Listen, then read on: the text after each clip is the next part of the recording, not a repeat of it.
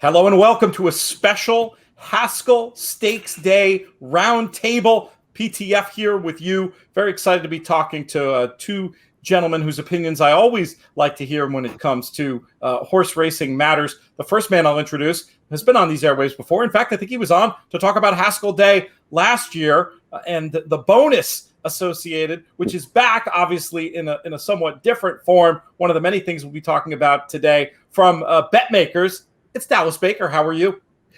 Peter, hello. Great to be speaking to you over here. And I think when we were talking about this time last year, we were saying we were not too far off getting fixed odds wagering up in the US, but we can now safely say that we're not too far off getting fixed odds betting up in the US. Yeah, so it's been a long journey and looking forward to it starting, and it's probably going to be starting in the next couple of weeks. So yeah, it's pretty exciting, and it's been a long road, but yeah, looking forward to it all getting up and running.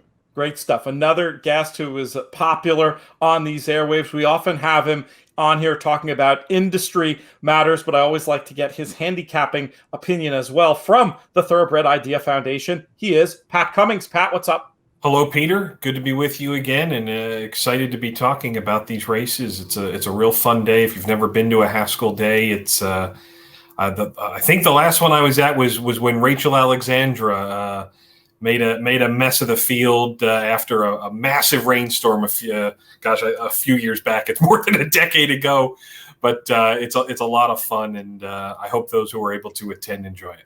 A lot of people I talked to at Saratoga opening day were planning on going down. One in particular, our buddy CJ Johnson here from Texas, he was like shocked at how close it was. He's like, man, I'm from Texas. Everything's 5 hours apart. Like, you tell me I can get there in 3.5. I'm there.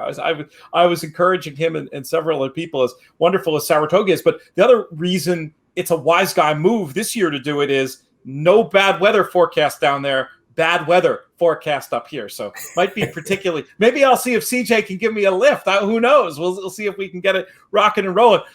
One thing I want to talk about right away, Pat, is that the TIF Props Contest is back, and you gave me the great honor of participating in putting the props together for week number one. I appreciate that. We want to get as many people possible participating in this props contest. If you can explain people where to find it and how it works. Yeah, go to Racing Ideas on Twitter. The link is there. We'll be sending it out a couple more times, Friday and Saturday.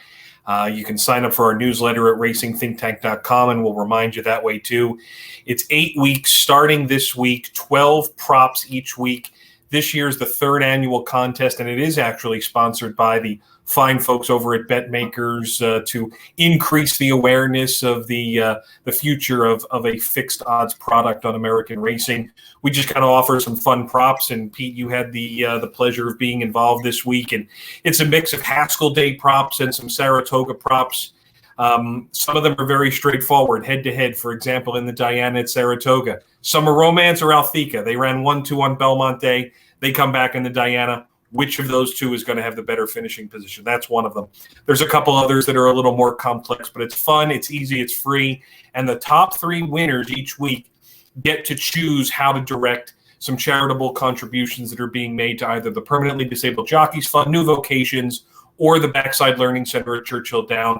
3 different opportunities, one aftercare, one for the jockeys' health and safety initiatives, and then one for the backstretch community. So it's a great opportunity, and clearly the fixed odds future is soon upon us. It's exciting time. It's an exciting time to be a racing fan. It's going to be a great day of racing, and I encourage everybody to sign up and play in that props contest. I'll make sure to tweet it out a couple of times if you want to go to my Twitter at LoomsBoldly as well and get it that way. Let's give some thoughts on the races themselves on this Haskell Day card, starting with our first stake of the day, race number 5. It goes at 152. it is the Grade 3 Matchmaker. And Dallas, we're going to throw the ball in your direction and see what you do with it. I'm sure Juliet Foxtrot is going to be a very warm order with the bookmakers and the betting public. Can we take her on, or do you have to accept her, or do you just pass? What's your approach? Well, I really look forward to when we can actually say we're doing this in reality, and as I call it, the prices. I mean, you always got to probably take on a favourite in a fillies and mares race, I suppose. Normally fillies and mares races are a close contests. They are, like maybe the favourites start shorter than they should be, but it's hard to find holes in it. Well, you tell me what are the holes in it? Like, I mean, I've been looking at this and saying to our people who are putting up the market, she's a favourite. You as a bookmaker, you always want to look to try to lay the favourite. I can't find too many holes in it, but you tell me what are the holes in it? If I was going to grab. Sorry. Last time I was on, you said to me I can't refer to horses as it or whatever. That's an Australian thing. I will say, what are the holes in her? There you go. Getting the American way down. I'm learning gradually, Pete. I don't know that there's exactly holes in her, but I will say this. It was a decline. It appeared to be a less good race last time. That definitely was looked like a decline in the Mint Julep. Theoretically easier company and a worse figure. And then you got 4 runners from the same barn in here. Chad Brown has an armada. And so maybe it's not going to be an easy pace. Maybe a horse like California Queen, who I talked about on one of the other shows, is gonna be able to get a big run. Let's see if Pat has any particular holes in Juliet Foxtrot or a quick thought on this one. Well, she does have seemingly the edge and the pace for this race, I thought. So that is meaningful. And, of course, there is no striking with the whips here. I don't think necessarily she has to lead. But I am with you there, Pete, on California Queen being the potential fly in the ointment, one of the 4 Chad Brown runners. She had blinkers on last time, and she got Lasix for the first time, which is a pretty big change for a German bred. And she will be able to have Lasix here in this spot. But she just really kicked it in. I think she's a horse that potentially is rounding into form, was running over longer than she needed to in Europe, and maybe didn't necessarily like. She certainly wasn't terrible in some of those spots. I thought California Queen was kind of the progressive type who now could be rounding into form for the inimitable Chad Brown barn. Let's move on to our next stakes race, limited on time as we are. Race number 8 is the Grade 3 Monmouth Cup, going 1 mile and an eighth on the dirt. Pat, we'll keep this one with you.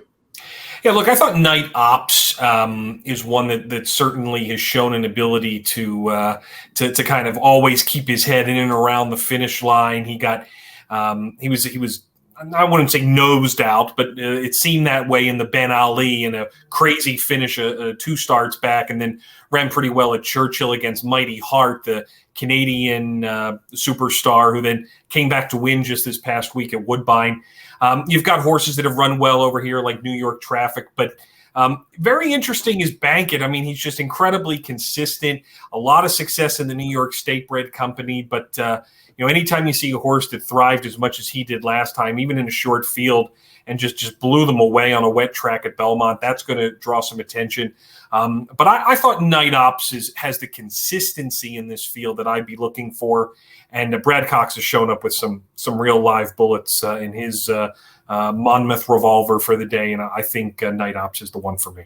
I can see that case for sure. I'm with Dr. Post in this spot. I think you can excuse the last against Better when pretty much I thought lost all chance at the break.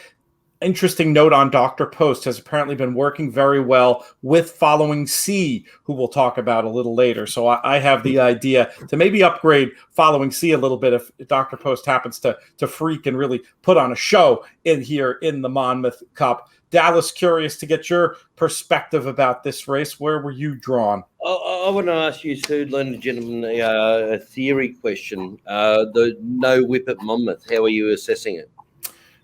It's a good question. So far, I've put a bit more of a premium on jockeys. because I do think it's a different kind of test, and I do think it maybe puts a little bit more of a premium on not just physical strength, but the ability to use hands and heels to get the most out of a horse, which doesn't always mean brute strength. Sometimes it means cajoling them along. Exactly. It is a different beast. I'm not saying it's good or bad, but it's different. And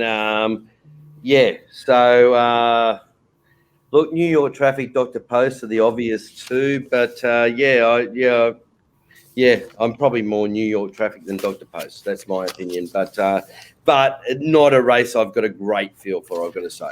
I remember we were there that day of the Salvatore Mile, and on paper, New York Traffic looked unbeatable to me, and I'd actually made a large wager. You, who used to spend a lot of time around parade rings looking at horses, were down in the paddock, and I texted you, "Hey, Dallas, did you get a chance to look at New York Traffic?" You got caught up in conversation or whatever. Didn't hear back. I came back. I seem to remember, Pete. I came back to you after the race and told you it looked shit. That is exactly what you said. I was going to couch it differently. No, look, looking at the parade ring, there's so many different theories on what people look at and what different people look at. What I've been taught by, I think, people who are professional punters and what they look at, I would have thought that out of 4 major key negatives, New York Traffic had 3 key negatives to it that day.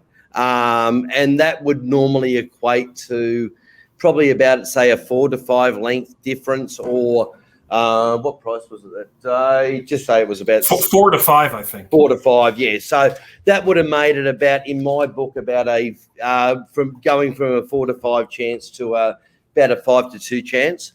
Yes. And sorry for swearing on your show, Peter. No, you're okay. Anyway, it didn't parade in what I look at, and I think what has been proven over time, that there was a lot of key negatives it showed. So it has got a lot of improvement, and I'm really looking forward to seeing how it parades tomorrow. Yes. Well, there'll be more info to come on that. I may bother you now and then tweet it out if you get a chance. You're gonna be more there than happy to be? Yeah, I'll be front and center at the Haskell on Saturday. So yes. Let's make this happen on Twitter. I want your opinion before.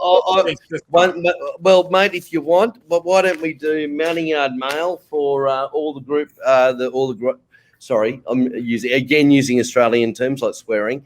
For all the group races, why don't we say to all of your followers, they might end up thinking that I'm an awful person after it if I get it all wrong. But why don't we send out some Mounting Yard Mail tips and put them up on the site for all the graded races. Let's do it. Yeah, Send me stuff. We'll make sure it fits on Twitter, and I'm happy to do that. That'll be a blast. We're going to have Monmouth on all day up there in the secret spot at the Paddock Bar. Encourage loyal listeners and viewers to come by and say hi. You can always tweet at me if you're having trouble finding us, but that's a great idea. And he's not kidding, folks, about the Australian vernacular. They curse on their cooking shows down there. With that, let's move on to race number 10. Apologies for taking over the segment, mate. Yeah, who's hosting this anyway, Dallas? Let's talk about race number 10. It's the Grade 3 Molly Pitcher fillies, 3-year-olds and up, going a mile and a 16th. And Pat, we're going to start with you on this one. Yeah, I had a bit of an affinity for Mrs. Danvers, a bit like Dallas last race.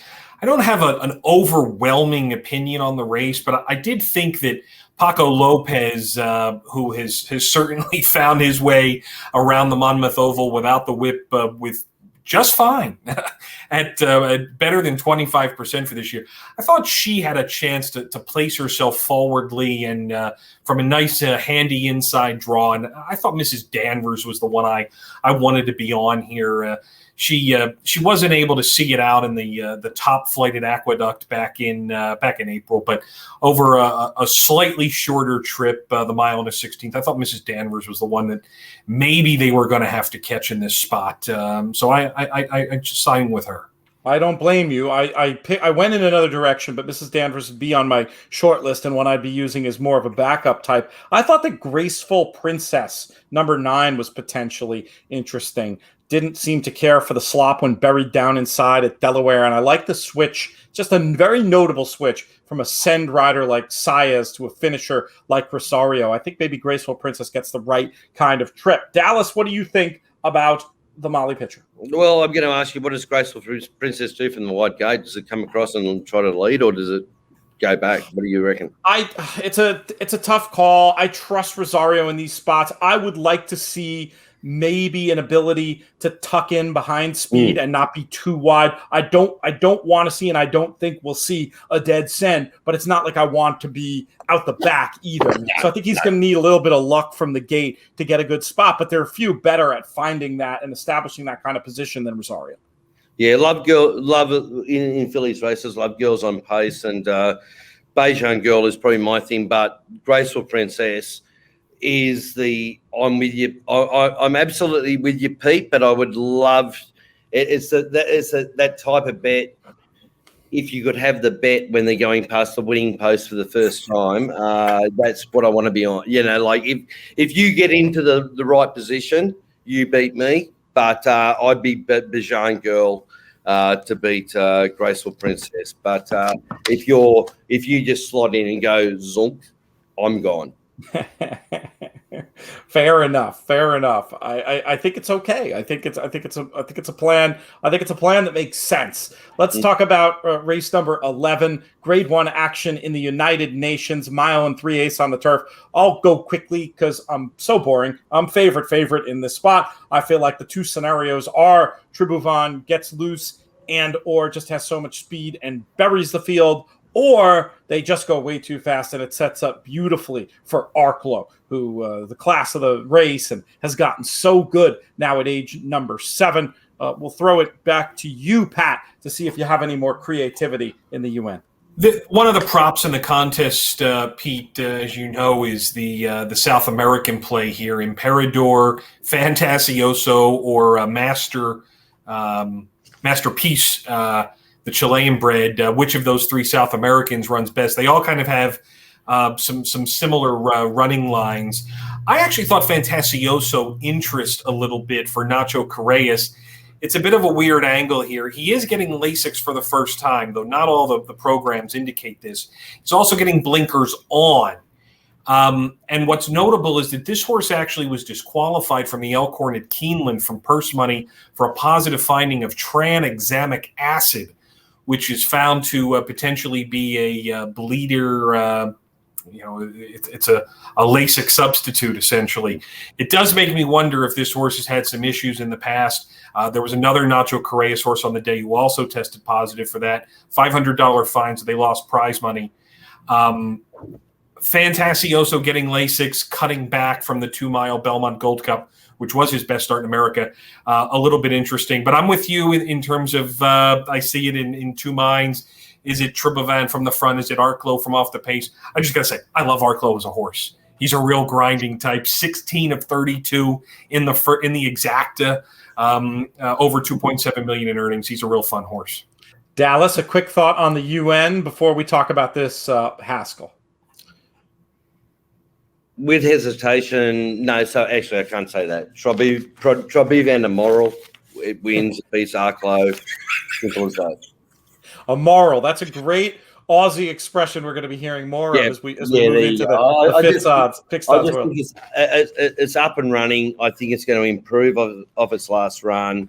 Wide draw, I think, is a help. And Arklow, obviously, a very tough competitor, but we know what it is about, and I think the bottom number can go a little bit more than what the top number can do. Let's talk about this TVG Haskell for 3-year-olds. Obviously, the Grade 1, 1 1/8 on the dirt. We're gonna kick this one off with you, Dallas. I got a couple of questions for you, but we'll start off with the most important one. What's your idea of the winner? I'm a sucker for a lightly raced horse going up in the grade.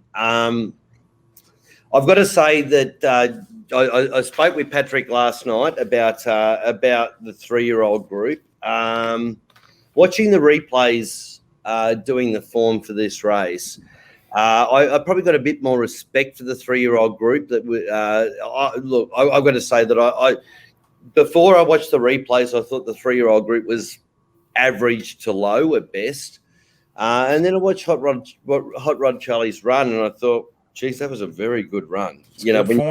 When you watch it, it's very funny when you actually sort of you form an opinion and then you sort of say, well, you're probably wrong with that opinion. So I'm not as hard against the 3-year-old group, and this is one of what I'm going to say in tipping following C is the winner.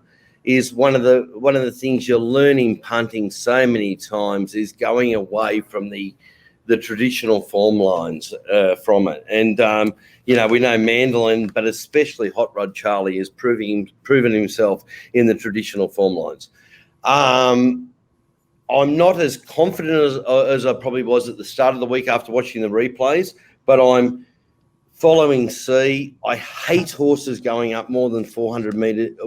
Sorry, in my language, 400 metres. In your language, two furlongs in distance. Anything above that, I put a big cross against. But it just looks like he was getting on the line visually stronger, which can also be a big negative against it. But I came into the race looking for alternative form outside the normal, which normally does come back to bite you in the backside. But I'm going to stick with it, but not as confident as I was on Monday. I'm following C, and I think Patrick's going to talk about Hot Rod Charlie, about how good its run was in the Belmont. But one thing I'll say is 1.5 miles, is that right, in form, only equates to 1.5 miles form, bringing it, in my opinion anyway. And in Australia, we deal with a lot of 1.5 mile form. It really only belongs in 1.5 mile races. So I'm sort of willing to discount that run a little bit and say that it only belongs in if it was going over 1.5 miles. And I'm looking for the up-and-comer in following C. It makes sense. Now, tell us quickly before we get to Pat's opinion, and I'll chime in quickly too before we wrap things up. Tell us about this BetMakers bonus this year. Obviously, there's no Kentucky Derby involved this year. No. Well, that was a strange one last year that came about because of the strange year we all had to experience with COVID in 2019, whatever it was. But yeah, so this year's BetMakers Bonanza. The winner of the Haskell, if it can go on and win the Travers at Saratoga, and then go on to win the Breeders' Cup Classic, there's $1 million on offer for the winner of that.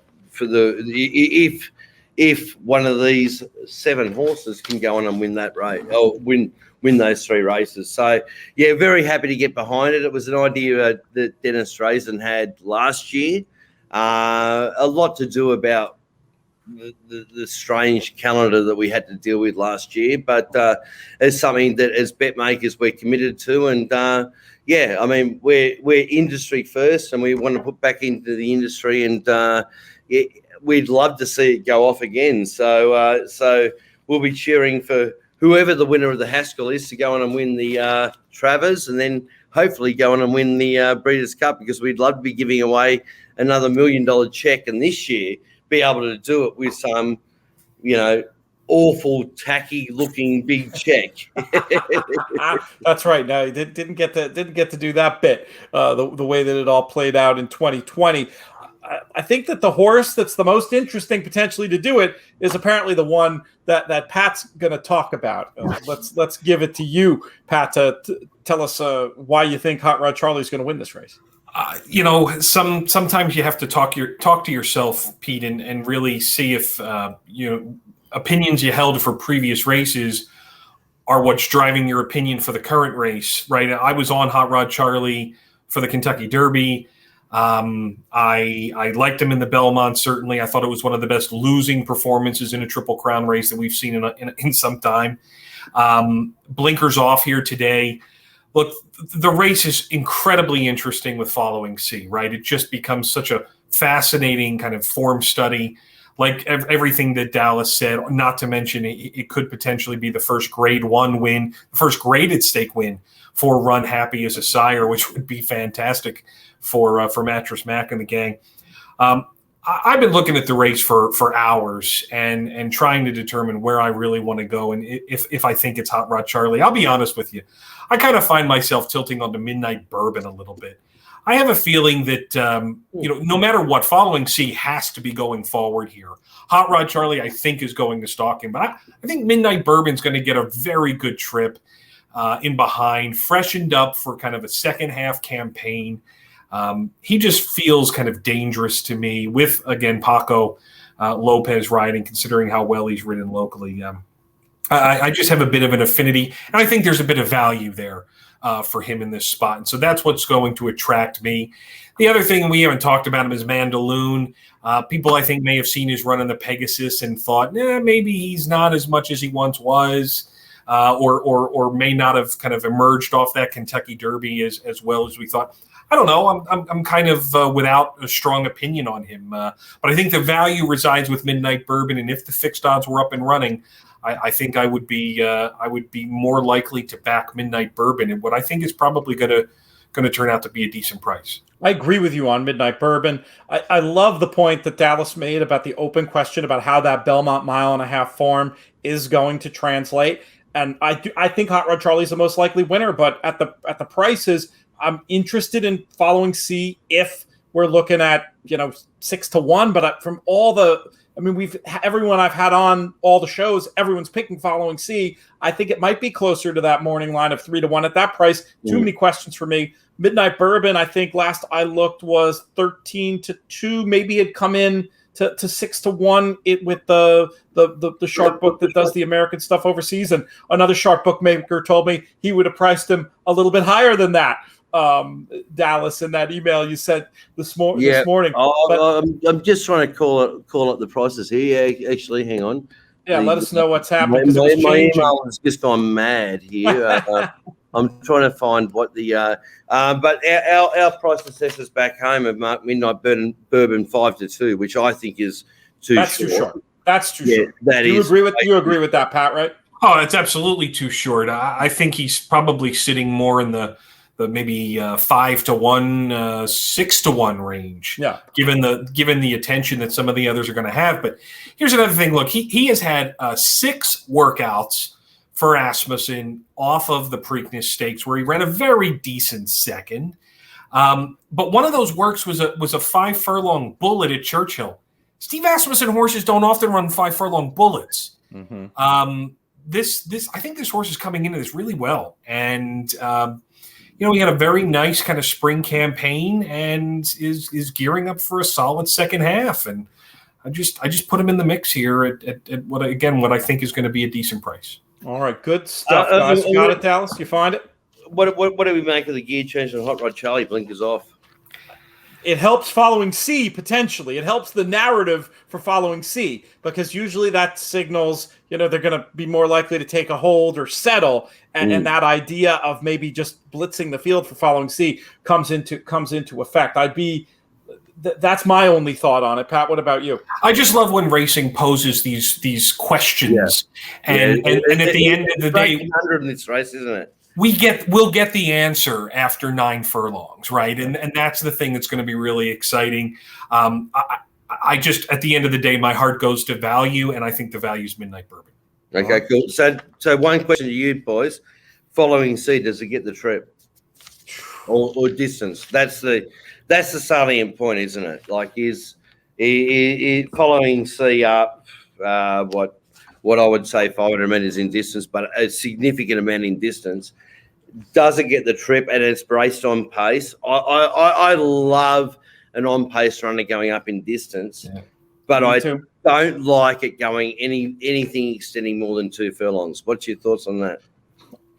It's a question that I will pay to find out if the price is there, and I'll be cynical if not. It's one of those questions that I'm throwing up my hands, but as gamblers, when we throw up our hands, we then have the price to dictate, is it going to pay to be optimistic about that, which for me at 6-1, it would, or if the horse is 3-1, I'm going to turn into a cranky man and say, I don't think he sees it out. I don't have a strong opinion one way or another, so I think I'm going to let the market decide. Pat, how about you? There have been a few run happies who have won around 2 turns. No one near this class level.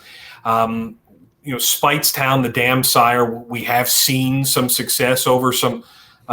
He was a sprinter, but we've seen success from some of them stretching out. He certainly looked like he was getting better at the end of that race at Belmont. Granted, it was a small field and not incredibly high quality. I'm excited to see this horse run with Todd Pletcher for the rest of the year and see what we get, because there's plenty of options for him if he doesn't get the trip. You know what this race is? It is a fascinating betting race.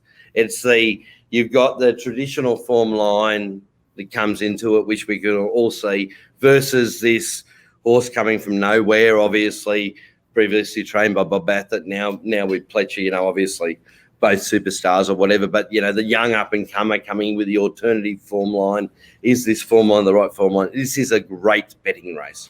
Super interesting, super intriguing, and we'll have some more information from the paddock. I'm holding your feet to the fire now, Dallas. We're going to do the paddock report, and it'll be by you, but coming out from my Twitter at Looms Boldly. Gentlemen, we have to wrap it up. We got more recording to do this morning. We got to get out of here, but I do want to plug one more time the TIF Props Contest. I'll be tweeting that out. We want everybody to play in that, and also the Bet Makers Bonanza. This will be a fun thing to follow, and I think depending on which horse wins, you're gonna know right away how much and the manner of the victory too. I think if Hot Rod Charlie puts on a show, that might be in danger of getting paid out 2 years in a row.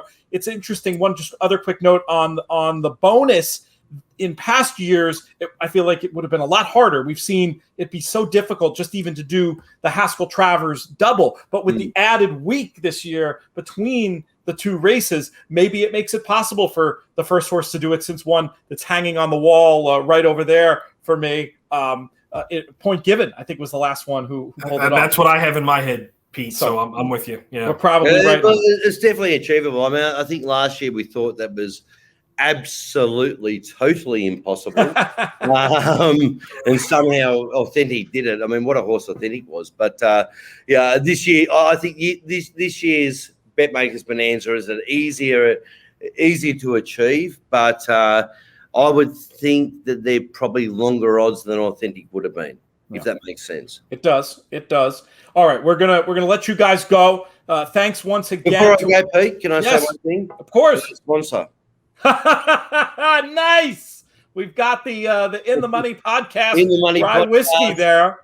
Empire Rye. If anyone can get their hands on that, that's good. And you can see it's half drunk already. There you go. It's clearly it's a hit, because you can't have had it for more than a couple of days. So that's a good sign.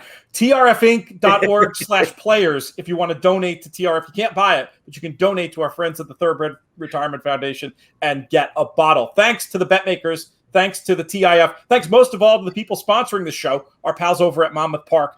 Really excited about this day of racing on Saturday. And that's going to do it. Thank you, Dallas. Thank you, Pat. Thank you, producer Craig. Thanks to everybody out there for listening and watching. This show's been a production of In the Money Media. Our business manager is Drew Coatney. Our chief creative officer is Jonathan Kitchen. I'm Peter Thomas Fornatal. May you win all your Haskell Day photos.